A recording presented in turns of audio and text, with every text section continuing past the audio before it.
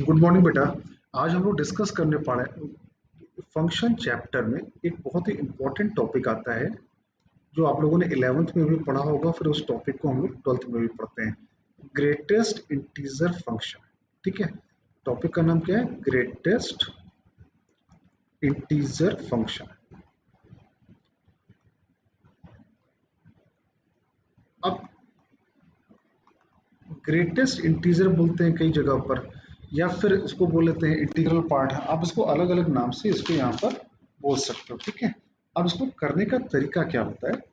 Greatest integer को हम लोग ऐसे स्क्वायर ब्रैकेट से रिप्रेजेंट करते हैं, represent by square bracket.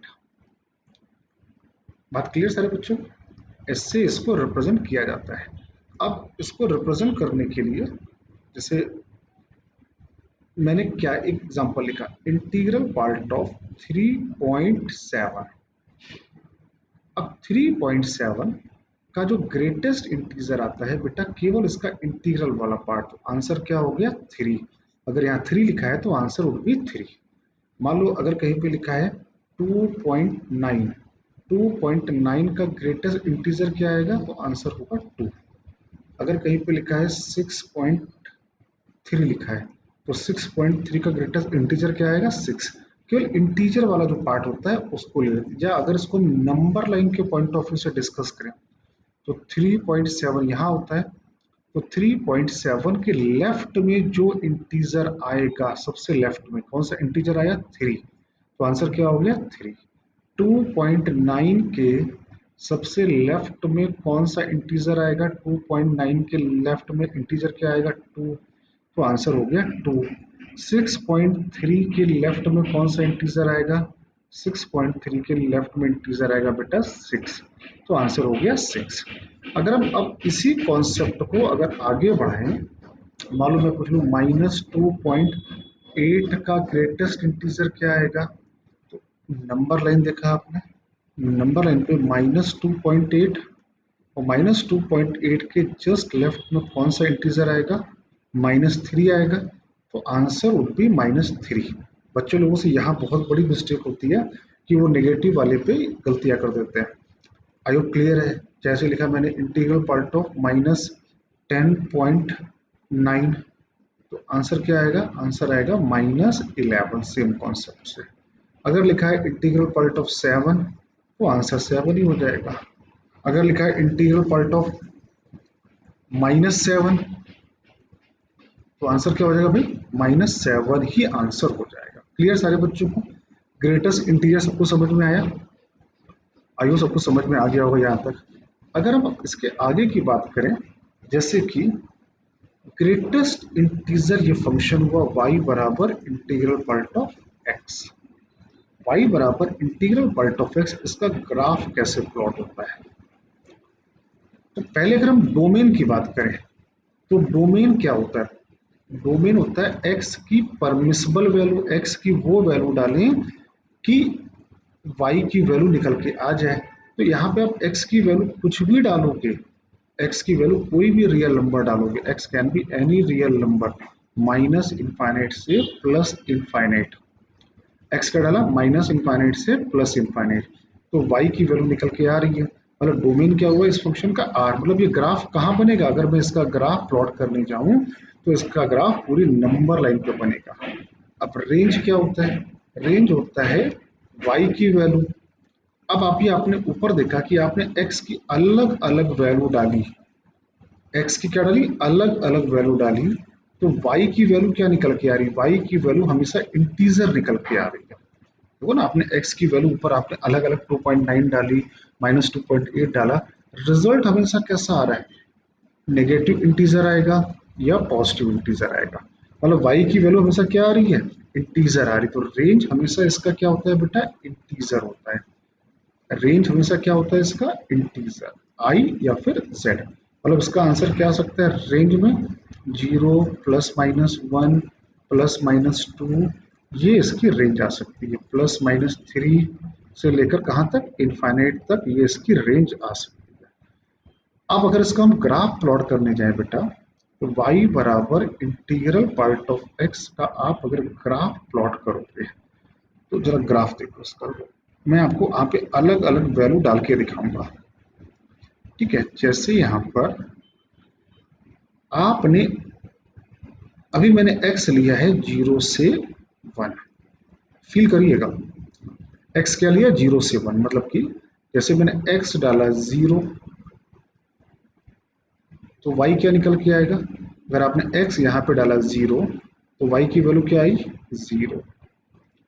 x आपने डाला 0.1 तो y क्या निकल के आएगा? x अगर आपने डाला यहाँ पर 0.1, 0.1 का इंटीग्रल पार्ट क्या होता है? 0। x डाला 0.2 तो y क्या निकल के आएगा? 0.2 का इंटीग्रल पार्ट 0। x डाला, वैसे ही डालते गए 0.9 डाला तो 0.9 का इंटीग्रल पार्ट क्या निकल के आएगा? y की वैल्यू 0। तो हमने देखा x मैंने 0 से 1 के बीच में कोई भी x डाला तो y की वैल्यू क्या निकल के आ रही? 0 निकल के आ रही है। मतलब x हमने 0 से लेकर 1 तक कोई भी x डाला, x डाला 0 से 1 के बीच में, तो y की वैल्यू क्या निकल के आ रही? y निकल के आ रही 0। तो ये जो ग्राफ आया, this is the graph of जब x होगा 0 से 1, फिर x होगा 1 से 2। आपको सोचिए जब x की वैल्यू हम 1 से 2 सब्स्टिट्यूट करेंगे तो y की वैल्यू क्या निकल के आनी चाहिए? जब x डालेंगे 1 तो y क्या आएगा? 1। x डालेंगे 1.1 तो y की वैल्यू क्या आएगी? 1। तो जब x 1 से 2 है तो y की वैल्यू हमेशा क्या निकल के आ रही है? 1। तो ये रहा 1, ये रहा 0। अब x डाला मैंने 1 से 2 के बीच में तो y की वैल्यू क्या निकल के आ रही है बेटा? ये आ रही है 1। तो ये आ गया आपका 1। अब x डाला 2 से 3 के बीच में, सेम लॉजिक से x डालेंगे 2 से 3 के बीच में तो y क्या निकल के आएगा? y आपका निकल के आएगा 2। x डालेंगे हम 3 से 4 के बीच में तो y क्या निकल के आएगा? y निकल के आएगा 3। ऐसे ओके, क्लियर सारे बच्चों को? वैसे x में अगर डालूंगा -1 से 0 के बीच में तो y क्या निकल के आएगा? y निकल के आएगा -1, तो ना आपने अगर x डाला -1 से 0 के बीच में, x ये डाला तो y की वैल्यू क्या निकल के आएगी? -1 ही निकल के आएगी ना। अगर आपने x यहाँ पे डाला -1 से 0 तो y की वैल्यू क्या निकल के आएगी? That will be -1। वैसे ही जब x होगा -2 से -1 के बीच में तो y की वैल्यू क्या निकल के आएगी? -2 निकल के आएगी। तो y निकल के आया -2, ये निकल के आया। तो जो ये स्टेयर जैसा निकल के आ रहा है ना बेटा, यही ग्राफ है y equal to integral part of x का। और आपने देखा ये ग्राफ मैं चाहूं तो आगे पूरी नंबर लाइन पे प्लॉट कर सकता हूं और पीछे भी पूरी नंबर लाइन पे प्लॉट कर सकता हूं। तो इसका डोमेन क्या हुआ था? शुरू में बताया था r, और रेंज हमेशा क्या निकल के आ रहा है? इंटीजर वैल्यू, या आई या जेड बोलते हैं इसको। क्लियर? अगर मैं कहूं इसके कितने रूट हैं, इस ग्राफ के कितने रूट हैं, तो रूट कैसे निकाले जाते हैं? रूट कैसे निकालते हैं? किसी भी फंक्शन का रूट निकालना हो तो या तो उसका मैथमेटिकल सोल्यूशन क्या होता है? उसको 0 से इक्वेट कर दो। क्या इक्वेट कर दो? 0 से इक्वेट कर दो। तो बताओ इंटीग्रल पार्ट ऑफ x की वैल्यू 0 कब आएगी?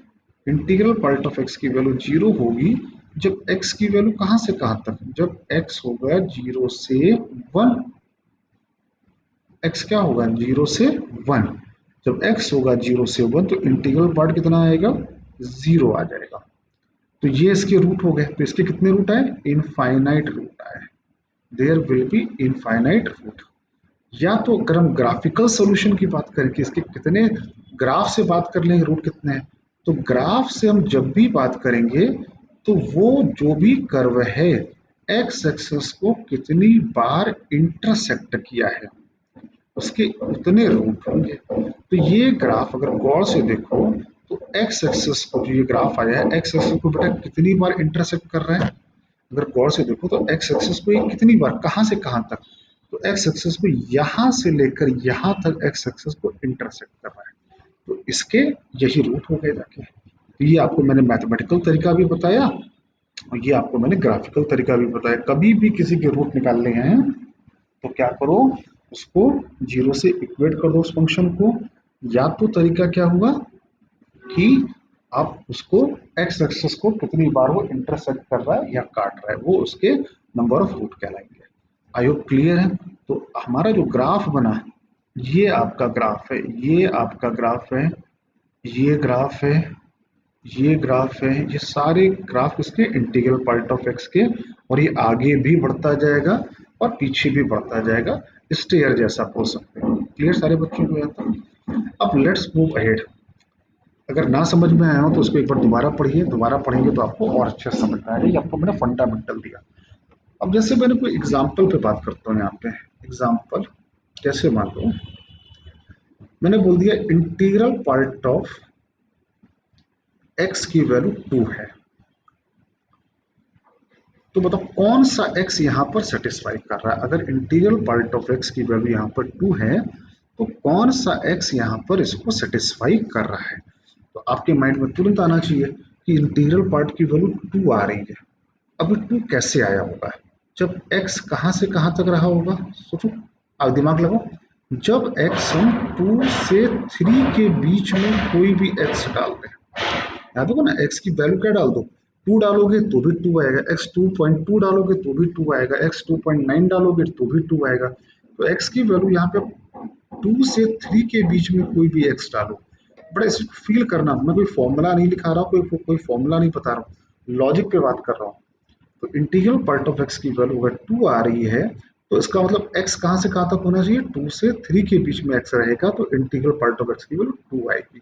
तो इस सवाल में दिए गए सवाल का डोमेन क्या हो गया, 2 से 3 के बीच में हो गया। मान लो मैंने एक अगला एग्जांपल ले लिया, लेट्स हैव सेकंड एग्जांपल।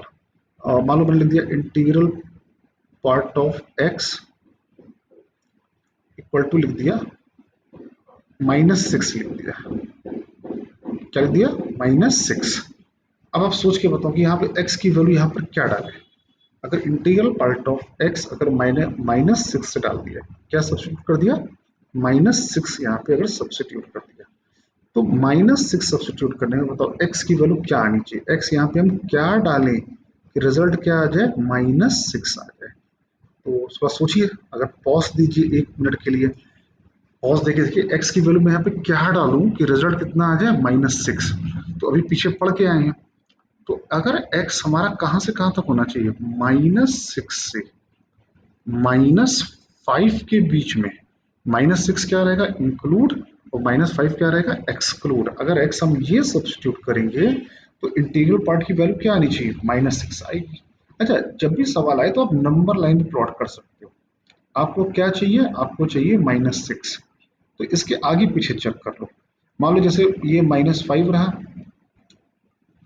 है ना, और ये रहा -7 रहा। कभी डाउट भी है तो मैं बता रहा हूँ, कभी अगर आपको डाउट लग जाए कि क्या आंसर सही है, तो जरा देखो। अगर आपने मान लो यहाँ पे क्या आएगा, -6.2 आएगा। यहाँ पे क्या आएगा, मान लो -6.2 है, तो -6.2 अगर x की वैल्यू लोगे तो उसका इंटीग्रल पार्ट कितना आएगा, उसका इंटीग्रल पार्ट आ जाएगा -7 आ जाएगा। क्योंकि आपको चाहिए क्या, -6 चाहिए, इसका मतलब ये तो आंसर सही नहीं है।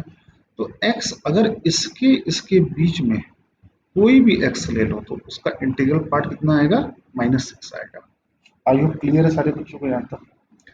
एक और एग्जांपल ले लेते हैं। मान लो मैंने एक एग्जांपल लिखा, integral part of x equal to, मान लो मैंने 10 लिख दिया, तो तुरंत क्लिक करना चाहिए। 10 कैसे आ रहा होगा, मैं अगर इसका नंबर लाइन प्लॉट करूं तो ये रहा 10, ये रहा 11 और ये रहा 9। तो x की वैल्यू कहां से कहां तक होनी चाहिए कि इसका इंटीग्रल पार्ट 10 आ जाए। तो ऑब्वियस सी बात है, अगर आपने ये कोई भी x लिया तो ये क्या होगा, ये 9.2 होगा, 9.3 होगा। 9.3 का इंटीग्रल पार्ट कितना आता है, 9 आता है। तो x क्या होना चाहिए, 10 से 11 के बीच में अगर कोई भी x लोगे तो यहाँ पे सेटिस्फाई कर रहा है। तो आंसर क्या हुआ, x बिलोंग्स टू 10 से लेकर 11 तक, 10 इंक्लूडेड और 11 एक्सक्लूडेड। आई होप क्लियर है सारे बच्चों को, समझ आ रहा है। अब इसी प्रॉब्लम को हम लोग अब इनइक्वलिटी जैसे सॉल्व करते हैं, इनइक्वलिटी जैसे। अब इनइक्वलिटी में जैसे मैंने फोर्थ एग्जांपल एक ले लिया, लेट्स हैव एन एग्जांपल। मान लो मैंने दिया integral part of x greater than और इक्वल टू 5। मैंने ये सवाल लिखा, integral part of greater than और इक्वल टू 5, मतलब x की हम लोग यहाँ पर कौन कौन सी वैल्यू सब्स्टिट्यूट करें कि आंसर क्या है, लेफ्ट हैंड साइड की वैल्यू क्या है 5 आए या 5 से बढ़ जाए। क्लियर है सारे बच्चों? हम यहाँ पे x की कौन कौन सी वैल्यू सब्स्टिट्यूट करें कि LHS की वैल्यू RHS से ज्यादा आ जाए। तो सोचो जरा, ये रहा आपकी नंबर लाइन, ये रहा 5, ये रहा 6, ये रहा 4। तो ऑब्वियसली बात समझ में आ रहा है 4 से 5 के बीच में तो कहानी बननी नहीं है। अब x की वैल्यू मान लो मैंने 5 डाली, तो 5 यहाँ पे सेटिस्फाई कर रहा है, हाँ सर 5 सेटिस्फाई कर रहा है। मैंने 5.1 डाला, 5.1 यहाँ पे सेटिस्फाई कर रहा है क्योंकि 5.1 का इंटीग्रल पार्ट क्या आएगा 5 आएगा। अच्छा एक बात और मैं बता दूं, बच्चे लोगों को बड़ा डाउट रहता है। मैं अगर आपसे एक प्रश्न पूछूं, 4 इज ग्रेटर देन और equal to 3, 4 is greater than 3, और ये सवाल है 4 इज ग्रेटर देन और equal to 3, 4 is greater than 3 और 3 ग्रेटर देन 4, इन तीनों में कौन सही है और कौन गलत है? तो इसको एक मिनट पॉज करके आराम से करेगा, है बहुत सिंपल चीज लेकिन फिर भी मैं समझा रहा हूँ। 3 इज ग्रेटर देन 4 ये तो 100% रॉन्ग है। 4 ग्रेटर देन 3, 4 3 से बड़ा है, सर ये करेक्ट है। अब कुछ बच्चों को ये कंफ्यूजन होता है कि अगर कहीं पे ऐसा लिखा हो तो ये करेक्ट है कि रॉन्ग है। तो पहले जरा इसको एक बार आप पढ़ के देखिए लिखा क्या है। ये लिखा है 4 इज ग्रेटर देन और equal to 3, it is written like 4 is greater than और इक्वल टू 3। या तो 4 3 से बड़ा है या तो 4 3 के बराबर है। तो कुछ बच्चे इसको रॉन्ग भी बोल देते हैं, तो नहीं बेटा ये करेक्ट स्टेटमेंट है। 4 3 से बड़ा है या 4 3 के बराबर है, इसको सही माना जाता है क्योंकि बीच में क्या लगा होता है, ग्रेटर देन लिखा होता है और इक्वल। तो ना क्या पढ़ोगे इसको, 4 इज ग्रेटर देन और इक्वल टू 3, तो यहाँ पर ये ग्रेटर देन वाली बात सही आ रही है, तो ये सही स्टेटमेंट माना जाएगा। आई होप क्लियर सारे बच्चों को? तो यहाँ पर क्या लिखा है, integral part of x is greater than और इक्वल टू 5, या तो LHS 5 से बड़ा हो जाए या तो LHS 5 के बराबर हो जाए, वो सारे x सही माने जाएंगे। तो यहाँ पे आंसर क्या होगा, x बिलोंग्स टू। अब सोचो x की वैल्यू कौन कौन सी डालें कि इस इक्वेशन को सेटिस्फाई LHS की वैल्यू RHS से बड़ी आ जाए। तो x बिलोंग्स टू कहाँ से कहाँ तक, 5 से लेकर इनफाइनाइट तक कोई भी x डालोगे दिए गए सवाल को सेटिस्फाई कर रहा है। आई होप क्लियर है सारे बच्चों को? बात सबको समझ में आई कि नहीं? मैं सिमिलर एग्जांपल एक और दे सकता हूँ। मान लो जैसे सवाल ये लिखा हो, कुछ भी लिखा हो, सवाल मान लो ऐसा लिखा हो, integral part of x greater then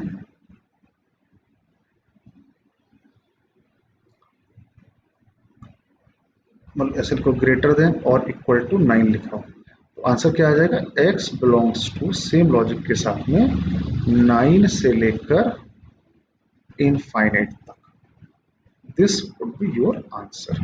clear है सारे बच्चों को, x कहां से कहां तक, 9 से लेकर इनफाइनाइट तक। अब मान लो मैंने छठा क्वेश्चन कुछ ऐसे लिख दिया, मान लो लिख दिया integral part of x is greater then 5, केवल मैंने ये सवाल लिखा। अब देखो फोर्थ क्वेश्चन में और सिक्स क्वेश्चन में आप डिफरेंस फील करना। फोर्थ क्वेश्चन में लिखा था integral part of x greater than और इक्वल टू y 5, और यहाँ क्या लिखा, integral part of x is greater then 5। इन दोनों में डिफरेंस है कि नहीं है? देखो LHS की वैल्यू 5 से बड़ी होनी चाहिए। अगर मैं बेटा इसको अगर ऐसे लिखूं, आप बताना इसमें अगर मैं इसको ऐसे लिखूं, ये गलत है कि सही है? भाई इसने बोला इसकी वैल्यू 5 से बड़ी होनी चाहिए, तो 5 से जस्ट बड़ा इंटीजर कौन सा? वो लेफ्ट हैंड साइड तो आपका पक्का इंटीजर है। तो सवाल ने कहा कि इसकी वैल्यू 5 से बड़ी होनी चाहिए, तो 5 से बड़ा इंटीजर क्या आएगा? 6। तो इसकी वैल्यू क्या होगी? या तो 6 होगी या तो 6 से बड़ी होगी। और अगर ये आ गया तो आंसर क्या हो गया? x बिलोंग्स टू कहां से कहां तक? 6 से लेकर इनफाइनाइट तक। आई होप सारे बच्चों को बात समझ में आ गई होगी कि नहीं आई? समझ में आया? अगर ना समझ में आया तो उसको पॉज करके देखो, एक बार समझ में आ जाएगा। अब वैसी इनइक्वालिटी मैंने एक और बना दी। Let's have another inequality. मान लो मैंने लिख दिया यहाँ पर इंटीग्रल पार्ट ऑफ एक्स। मैंने सवाल ऐसे लिखा, लेस देन और इक्वल टू 3। करेक्ट? मैंने पहले ही बताया जब भी ऐसा कुछ आए तो आप नंबर लाइन भी ड्रॉ कर सकते हो। अब मेरे को क्या चाहिए? एलएचएस की वैल्यू, जो ये इंटीजर लिखा है, इस इंटीजर की वैल्यू क्या होनी चाहिए? 3 होनी चाहिए या 3 से छोटी होनी चाहिए? तो ये रहा आपका 3, ये रहा आपका 3। आपको चाहिए क्या? 3 या 3 से छोटी चाहिए? तो 3 के पहले कौन आता है? 2 आता है। और 3 से बड़ा कौन होता है? 4 होता है।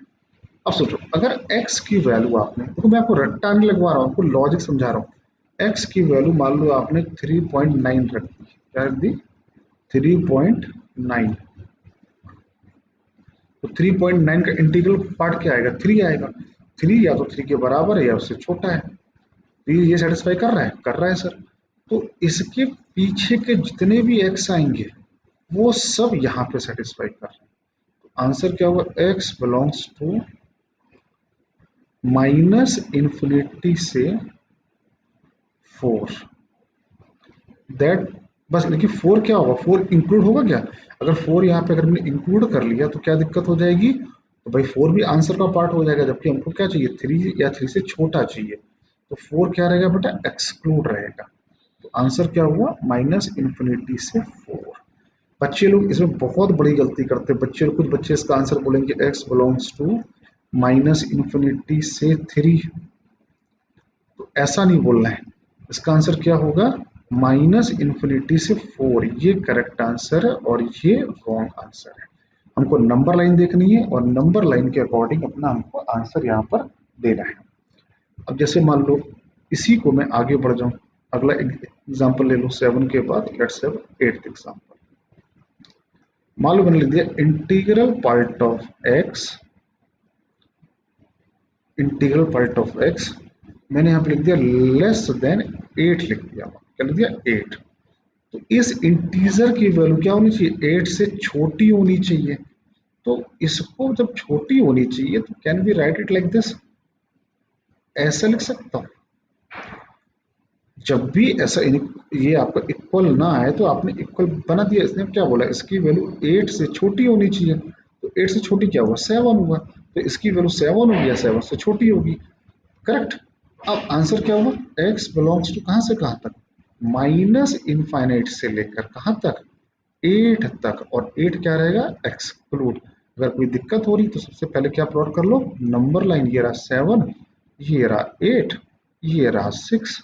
अब आपको देखो वैल्यू कहां से कहां तक होनी चाहिए। ये जब वैल्यू सब्स्टिट्यूट करोगे यहां तक बस। क्योंकि अगर 7.9 भी डालोगे तो 7.9 का इंटीग्रल पार्ट कितना होता है? 7 ही होता है। तो आई होप सारे बच्चों को बात समझ में आ गई होगी अच्छे से। अब मान लो मैंने एक आगे और एग्जांपल लिया। Let's the next example is, मैंने लिख दिया इंटीग्रल पार्ट ऑफ एक्स। मैंने लिख दिया ग्रेटर देन और इक्वल टू -3 लिख दिया। मतलब वो सारे इंटीजर जो क्या हो? -3 के बराबर हो या उससे बड़े हो। अगर आपको जरा सा भी डाउट आ रहा तो क्या बना लो? Number line. ये कितना आएगा? -3। ये कितना आएगा? -2। यहाँ कितना आएगा? -4 आएगा। तो बताओ अब x की वैल्यू यहाँ पे क्या वैल्यू डालें x की कि इसका ग्रेटेस्ट इंटीजर -3 आ जाए या उससे बड़ा आ जाए। तो ऑब्वियस सी बात है, अगर मैंने जैसे देखो x डाला -3 तो -3 आ जाएगा। अगर मैंने ये डाला -3.1 ये कितना बन जाएगा? -4 बन जाएगा। तो हमको तो -3 या उससे बड़ा चाहिए ना। तो ये सारे x आंसर होने चाहिए कि नहीं होने चाहिए? x की कौन सी वैल्यू डालें? तो x की वैल्यू कहां से कहां तक होनी चाहिए? x कुड बी फ्रॉम -3 से कहां तक? इनफाइनाइट तक कोई भी x डाल दो, ये हमेशा इस दिए गए प्रॉब्लम को सेटिस्फाई करेगा। आई होप सारे बच्चों को बात समझ में आई होगी, यहां तक क्लियर है कि डाउट है? अब मान लो मैंने एक सवाल और बना दिया है, बट आपको जितनी पॉसिबल कंडीशन हो सकती है आई एम ट्राइंग टू सबको यहाँ पे फिगर आउट करने की कोशिश कर रहा हूँ। मान लो जैसे मैंने एक और क्वेश्चन लिख दिया, इंटीग्रल पार्ट ऑफ एक्स, मैंने लिख दिया ग्रेटर देन -3 लिख दिया। मान लो मैंने ये सवाल लिख दिया, इंटीग्रल पार्ट ऑफ एक्स क्या होना चाहिए? -3 से बड़ा। ऑब्वियस ही बात है, -3 से बड़ा तो जब भी इक्वल ना आए, जैसे यहाँ इक्वल नहीं था तो मैंने पहले क्या बनाया? इक्वल बनाया। तो हमको क्या चाहिए? इंटीग्रल पार्ट ऑफ एक्स की वैल्यू -3 से बड़ी चाहिए। अब -3 से बड़ा नंबर क्या होता है? -2 होता है। क्या होता है? -2 होता है। तो -2 या उससे बड़ा चाहिए हमको। तो ऑब्वियस सी बात है, ये रहा आपका नंबर लाइन पे -2 और उससे बड़ा -1 और ये तुम्हारा क्या आएगा? -3। तो बताओ x की वैल्यू यहाँ पे क्या डालनी चाहिए हमको? हमको चाहिए -2 या उससे बड़ा। तो x कहाँ से कहाँ तक आया बेटा? -2 से इनफाइनाइट। ये आंसर होगा कि नहीं होगा? है वो क्लियर सारे बच्चों को? एक और एग्जांपल ले लेता हूँ मैं, ताकि आपको भी समझ में आ जाए। Let's have another example. Another example मैंने जैसे ले लिया, इंटीग्रल पार्ट ऑफ एक्स लिख दिया मैंने लेस देन और इक्वल टू -6। देखो मैंने सारे पॉजिटिव वाले भी ले लिए हैं, सारे नेगेटिव वाले भी ले लिए हैं। हमको क्या चाहिए? इंटीग्रल पार्ट की वैल्यू क्या आनी चाहिए? -6 आनी चाहिए या उससे छोटी आनी चाहिए। क्लियर है? अब देखो -6 ये रहा, इट इज योर -6। -6 से बड़ा नंबर -5, -6 से छोटा नंबर -7। अब हमको क्या चाहिए? हमको चाहिए कि -6 आ जाए या उससे छोटा आ जाए। तो बताओ आंसर x कहां से कहां तक होना चाहिए? x बिलोंग्स टू कहां से कहां तक? नंबर लाइन पे देख के बोलो, माइनस इनफाइनाइट से आंसर आना चाहिए कहां तक? -5 तक। -5 क्या रहेगा? एक्सक्लूड रहेगा। -इंफिनिटी से -5, बट द -5 इज एक्सक्लूडेड। तो what is the reason behind it? भाई सिंपल सा रीजन है, क्योंकि -5 अगर इंक्लूड कर लेंगे तो आंसर -5 ही आ जाएगा, जबकि उनको चाहिए क्या? उससे छोटा चाहिए। तो ये आंसर आ गया। एक और एग्जांपल ले लेते हैं इसके ऊपर। मान लो मैंने सवाल ये ले लिया, let's have an example, integral part of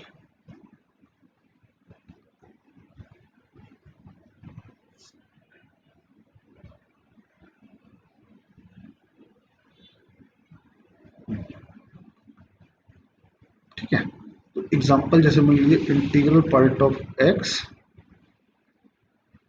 less than -4 ले लिया मैंने, integral part of x less than -4 ले लिया मैंने। अब मैंने कभी हमेशा बताया कि जब भी इक्वल ना लगाओ तो इक्वल लगाओ।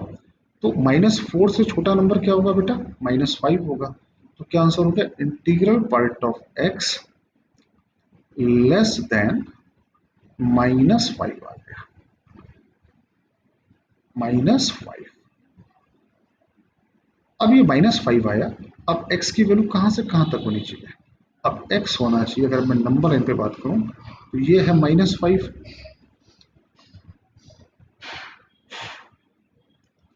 ये आएगा -4, ये आएगा -6। हमको क्या चाहिए? -5 या उससे छोटा। करेक्ट। आंसर कौन कौन सा x में डालूं? अगर देखो x अगर मैं ये भी डालूंगा -4.9 तो इंटीग्रल पार्ट कितना आएगा? -5 ही आएगा। तो x कहां से कहां तक हो गया बेटा? x belongs to minus infinity से माइनस